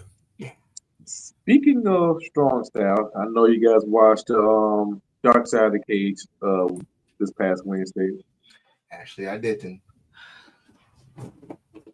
Well, I probably know everything you want to talk about when it comes to Ronda Rousey. So, yes, we are. Rousey. Why? Why you choose this picture of all pictures? You could have chose when Holmes kicked in the mouth. You chose when oh God. This is the punch. This is retirement. Exactly. That's why he put it up. Good Lord, look at that. Look at that form. Oh, right in the jaw. She got jaw for the world to see. Look at that. Yeah. Oh, you got knocked the fuck out. Should be on the fuck out. God damn. Yes. So this upcoming episode, pretty much the previous episode that talked about Ronda Rousey on the Dark Side of the Cage. I feel like that episode was, to be honest, the weakest episode because we knew about her life. We pretty much knew everything from it. We pretty much, get it. Nothing like, groundbreaking. Nothing like excite us like the Pride, the Kimball's life, the Ultimate Fighter because we've seen it. But for her, I felt like she's been, put on a pedestal from the ground up, and she is the face who made the women's division popular as is. I've seen her fight at Strikeforce, and then see her get the title handed to her by Dana White, and she's explained the story that she'd rather fight for the title, but Dana White handed it to her, and people, either fans of her or some or not. And I never forget when Holly Holmes beat Ronda Rousey. Yeah. Me and my brother Ishmael, we seen that fight. And I tell you, when Holly Holmes knocked her ass out, I called my brother Beasley at 1:30 a.m. in the morning, yelling, saying Ronda Rousey lost. And I was happy, but I thought the chick before her would have won. The way she was talking shit to Ronda Rousey, and Ronda Rousey made her doo doo after she beat her. Like, shit. Like Best Craft. Yeah. I think that was her name. But when Holmes did that, I had a feeling after that everything's gonna change. It seems like, and especially in UFC, it's not a lot of people, with the exception of GSP and maybe Matt Hughes and Randy Couture, could come back from an ass whooping. Yeah. And I just had a feeling she was not it, because I said she do not, none of her fights go past 2 rounds. Yep. None. And if Holmes was a boxer, so Holmes was going to make her chase her. And when she chased her, she ran right into a right foot in the face. God, because Ronda's game is, if you know, Ronda's game is to grab you and then flip your ass all over the place. And I knew it's not gonna do nothing. I knew even though it's Dark Side of the Cage, I knew it's not gonna have no dirt on her like they got now. You just keep it MMA. You're not gonna find no dirt on her, except for Dana White set her up to fail. I don't think they set up to fail, but they did try to set up Emmanuel Nunes to fail. Because I remember this. I know who watched the UFC commercial. There was a commercial for Ronda Rousey for the fight against Emmanuel Nunes. I never forget it. So I watched it. I said, okay, the show. I thought they would show 2 different fighters commercial. They show Ronda Rousey. She come downstairs, be prepared, woo, showing that I'm the best. I'm thinking, okay, they show Ronda Rousey. Then the same day, they showed the same commercial. I thought, like, okay, I might have missed it. They only give Ronda Rousey TV time over the champion because they favor Ronda Rousey. Yeah. Well, that's why I said they set Ronda Rousey for filler, because, like you said, they handed her the belt. What you do when you just hand someone something, you make her public enemy number 1.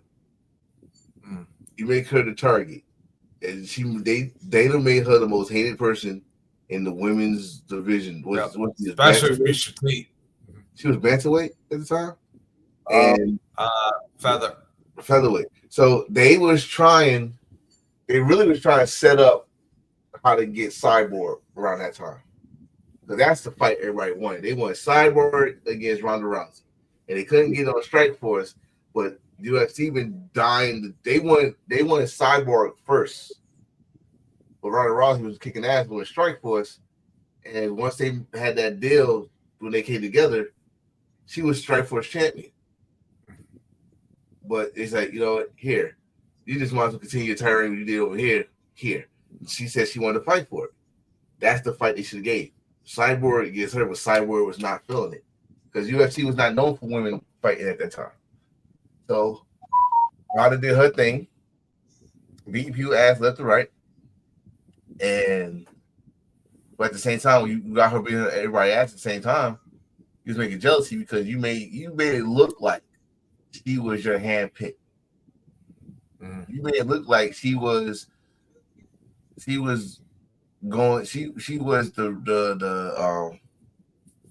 bread and butter of UFC. Bigger than what you did for Anderson Silva, bigger than what you did for Rampage Jackson, bigger than what you did for Brock. Yeah. You did more damage. I would have said Brock is a close second, but you did more damage to Ronda than you think, because we all knew when that day comes, whoever is lucky enough to knock her the fuck out, that was going to be the end of Ronda Rousey. And goddamn it happened. And then you thought, okay, you're going to get her a couple months off. It was downhill from there, because now everybody know how to fight her. Don't let her grab you. You let her grab you, it's over with. And that's why homegirl, that picture you show, Ronda did not touch that girl one time. In fact, that was the last UFC fight I watched. He would buck with you. That's the last UFC fight I watched for a while. And she got knocked fucked out. She tried to grab her. You see right there. Look at the picture. She was trying to grab her. she was trying to grab her, and that nice right hand took that jaw the fuck out. And she was connected. Shout out to homegirl. She was connected with Ronda's face. 2-piece, 3-piece combo. And she had that. And she had that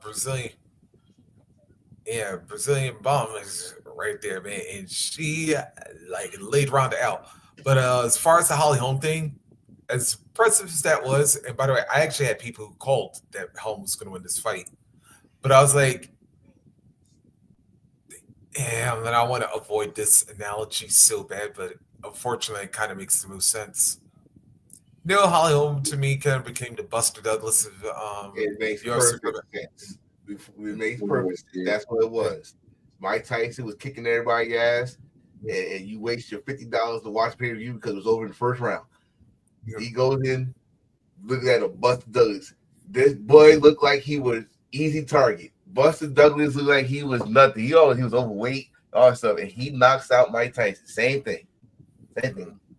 Holmes did the same thing. Beats record-breaking Ronda Rousey, and that's just what it is. I mean, but there was no dirt on Ronda Rousey until afterwards. Yeah, she lost to Nunez herself, but I was like, but you know what? There was also something that made me think that Rousey was losing this fight, because I was like, wait a minute. And all the times I followed the Rousey match, I was like, wait a minute. This is the first time I ain't never remember her talking trash about her opponent before a fight, but I did notice that neglecting it when you touch the gloves still. I was about the whole. You know what she do? She always at the weigh in. She gotta do her intimidation shit. She didn't do that for that girl. Yeah, I know. That's my point. She didn't do that for that girl. Because she know that girl right there have hands. She probably did the shit with the Holmes, but she didn't do that to Nunez. Yeah. Nunez at all. Because Nunez got hands. I mean, yeah, and Ronda wound up getting them. Yeah, all of them. She got the 5 fingers say to the face. All of them. She just discounts. And I discount. Goddamn, DEI all over her face. Goddamn it, shit. Yeah. I know y'all talked about it last week or whatever, but and this NXT partnership, or like I always say NXT partnership, because like I said, we gotta see WWE, because WWE may say they have a partnership with TNA. Now NXT has the partnership with them. Yeah, that's different. But if they did, so I was thinking, you are gonna really make this work. Yeah. First and foremost thing, damn it. If WWE's schedule could have worked this way, I actually said you could have, since you already had like NXT on CW, it's like if you would have had a different day other than the weekends to put TNA on the CW with it, you got like a little something. Could have had a little extra promotion, because now you got TNA on a network again. But TNA. The thing is, would you actually remember to market it, something that kind of hurt NXT for like a little while, especially the days before Black and Gold ended.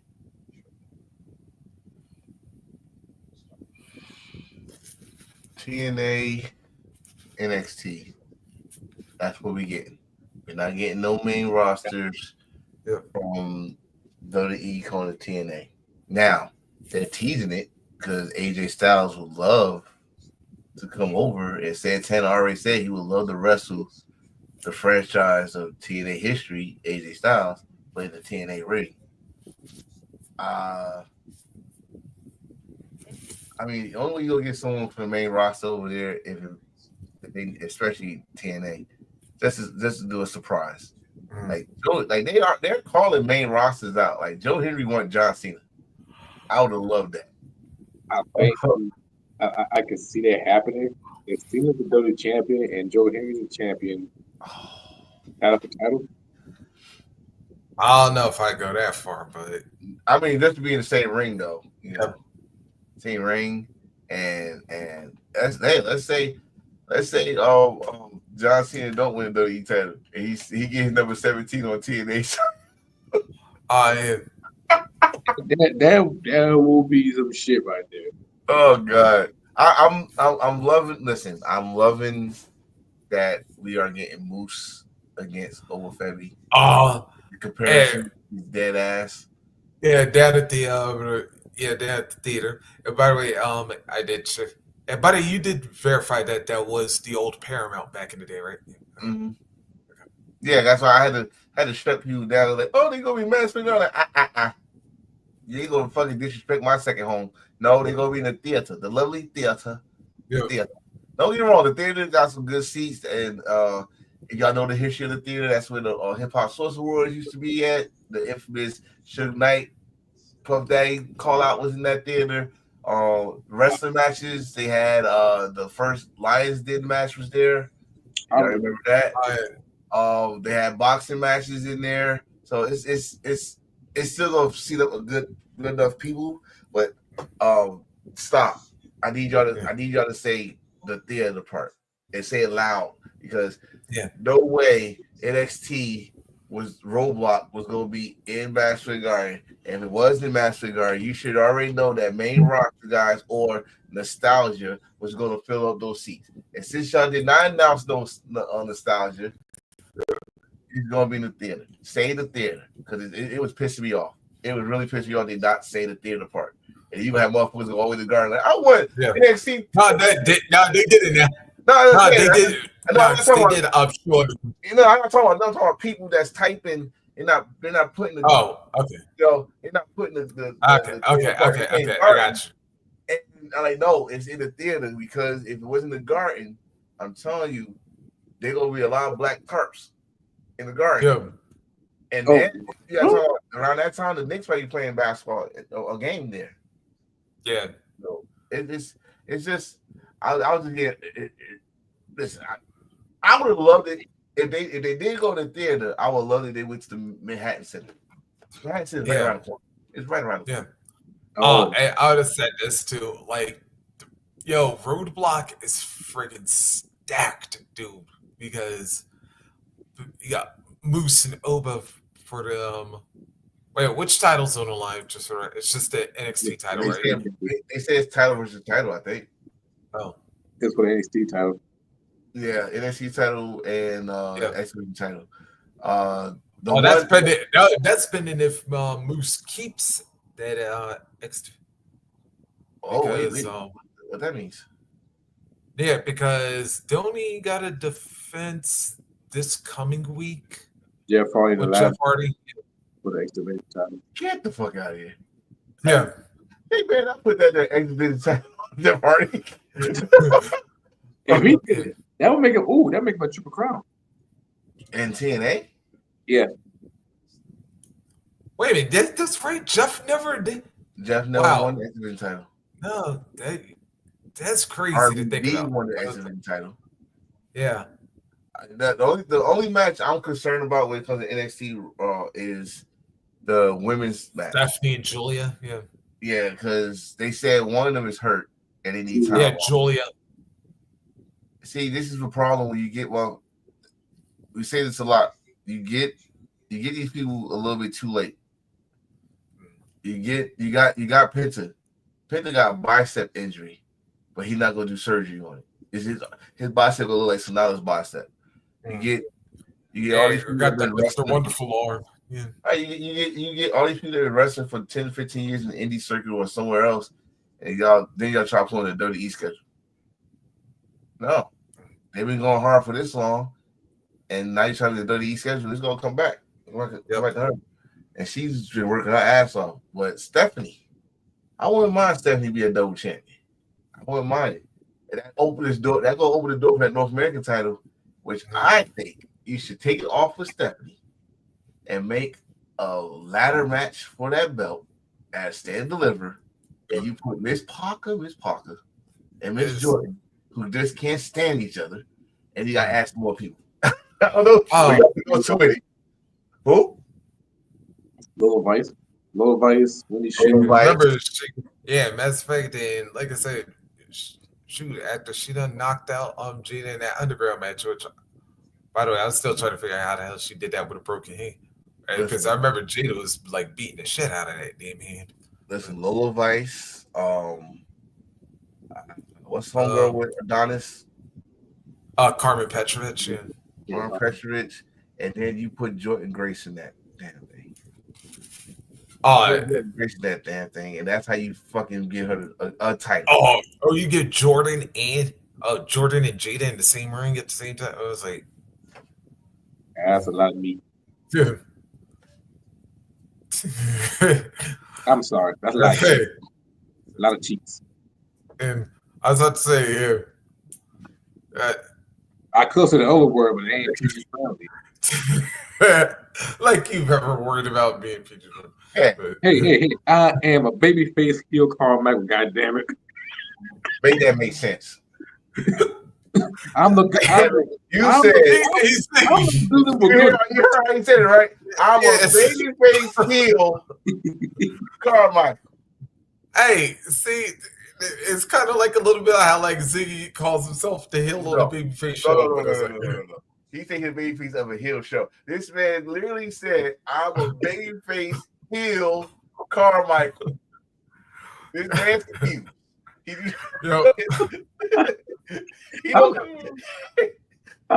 I'm a villain with a golden. This is not how we go in this show. I know.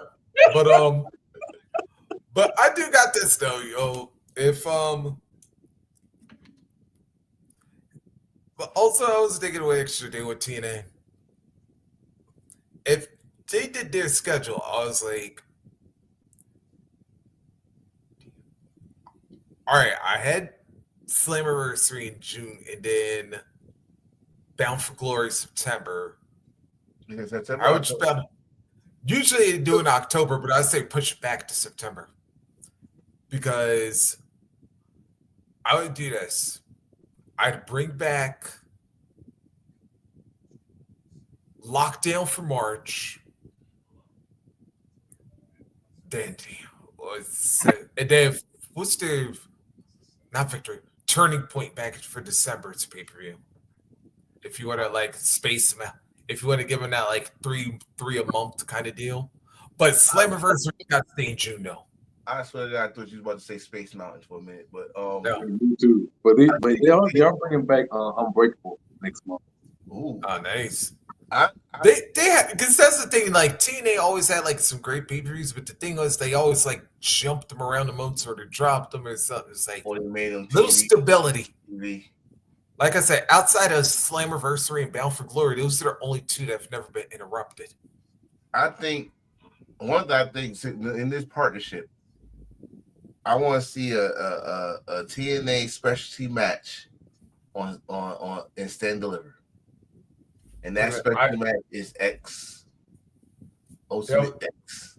I had a feeling that's where you were going there. It was like, see, I want to see it in the dirty. I want to see. Oh, and I know who would be perfect for it. Well, see this thing. I know they're gonna say that. Oh, that's a TNA match. Of course it is. But but at the same time, they cannot take advantage of this. He cannot take it. Yep. But they could use it to their advantage. That's like it didn't make something out of it. Yeah. For something like a little twist, just like they did with War Games. You know. I would love to see that, but they gotta make sure you have at least two people from TNA. Oh no, that's what I'm saying. If you like have a couple of TNA guys, a couple of NXT guys, I was like, Oh, dude. You gotta find somebody who will do it. That's the question. I was going to say this. If they weren't the tag team, if they weren't the tag team champions, Fraser and Axiom would have definitely been.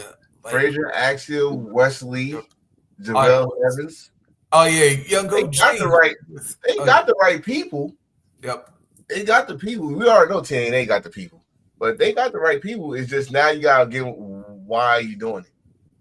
What it's for? Is it for the X Division title? Is it for North American title? There's no more cruiserweight title, so it gotta be one of those belts. Yeah. Or you could alternate. You could you could have a pick or choose, basically. It's with this partnership, it gotta be Stand Deliver. Stand Deliver gotta go like old school Wrestle Kingdom, where you have multiple companies, but they bring their own flavor to Wrestle Kingdom. Like when Noah came, when New Japan had Noah come to Wrestle Kingdom and had All Japan come to Wrestle Kingdom and Wrestle One had a match at Wrestle Kingdom and it had to make sense. It gotta be like one of those moments. You gotta accommodate TNA situation, a TNA straight up match at Stand Deliver. Make this partnership like fair. Make it fair. I mean, it's been fair so far. Like the Hardy Boys did not lose their tag team titles, which I was happy about. Like, don't you do AEW didn't know? Oh, it's not yet because don't forget they defend them against Fraser and Axiom. And I think they go win. I think the Hardy Boys go win, but I think by WWE shenanigans. I don't think Fraser gonna go win. If they do, it might be a belt swap. Then the Hardy Boys beat them for the NXT titles and shit. Then we got the Hardy Boys or NXT and had Fraxia on TNA. It's going to be weird. It'll be very weird and very confusing. And goddamn it, I smoke. I don't need this confusion.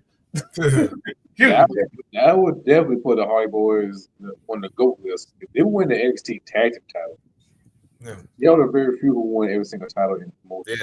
Yeah, I think that'd be the only thing they haven't won yet. There's only one team that can say they did that, and their name is the New Day. But they didn't win the Ring of Honor title. No, I'm talking about in WWE. You said So, I mean, the Hardy Boys is already on the list of greatest of all times. Yeah. They're already on the list to me. Ring of Honor. The only belts they haven't won was New Japan. Yeah. That's cool. Next on the list. If they get that opportunity, ladies and gentlemen, yeah, put it on there. Jeff and Matt, and Japan heavyweight tag team champions, just for a month. Again, just like I said earlier with John Cena, just to put in the record books. That's all. Like to be, the Young Bucks just was champions for a month. That was terrible. Yeah, it was terrible. Yeah, but I would say that's F. Also, wait, did the Hardys ever win the NWA tag titles? They had opportunity. Yeah, I think they did it. I mean, it's so many people you can put on the list. Like, you know, with the Hardy Boys, wherever they work, they got gold. Yep. They did Ring of Honor. They did TNA. They did I think it was Crash. Yeah, they definitely ain't getting an AEW though. Oh, it could have been if someone there fucking don't get me mad. Tony fumble. Don't get me. No, Tony didn't fumble. Jeff Hardy fumbled. Don't get me. Reese know what he's doing. I was hot that day. You pissed me off, and Reese know what he's doing. No, we're not doing this. We are happy. Happy. Don't make me generate around me. I swear. It's bullshit. Jeff Hardy's fault. Jeff Hardy. Wait a minute. Actually, wait a minute. Yeah, because I was about to say he might go miss. He might go berserk on me. It's just that. And Jeff would say it now. He know it was his fault. Yeah. A lot of things that Baltimore was his fault. If we are going on a happy note, though, I do gotta say this. Yeah, that I believe. Wait a minute. Would tomorrow be the 1 year anniversary that we said farewell to an icon? I think. Because somebody retired last year. Kishimoto. Well, besides Moto.